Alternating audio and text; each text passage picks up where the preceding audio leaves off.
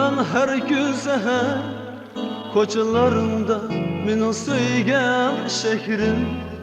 Hayat bağışlar bana senin güzel hem meşhur cayları. Yürümem her gün seher koçlarında min söygen şehrin. Hayat bağışlar bana senin güzel hem meşhur cayları. Diyarı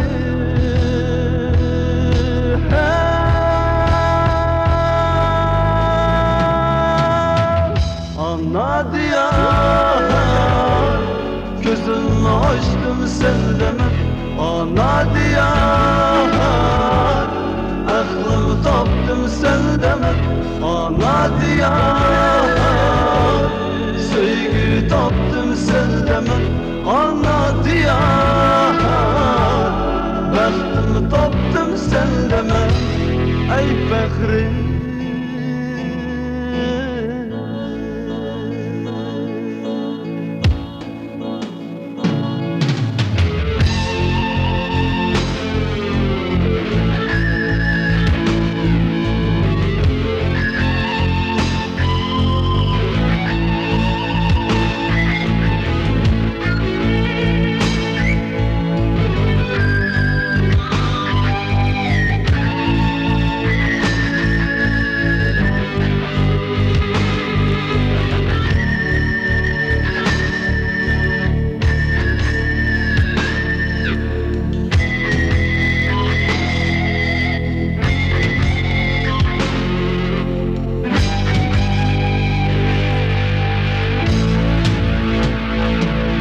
Marifet buluğu sen, açtı kucak sende meşhurların.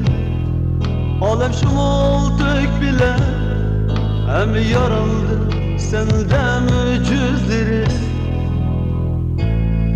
Marifet buluğu sen, açtı kucak sende meşhurların.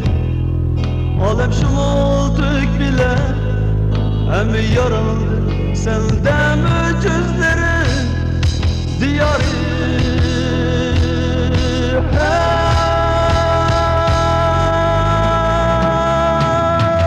ana diyar, gözümü açtım sen demem.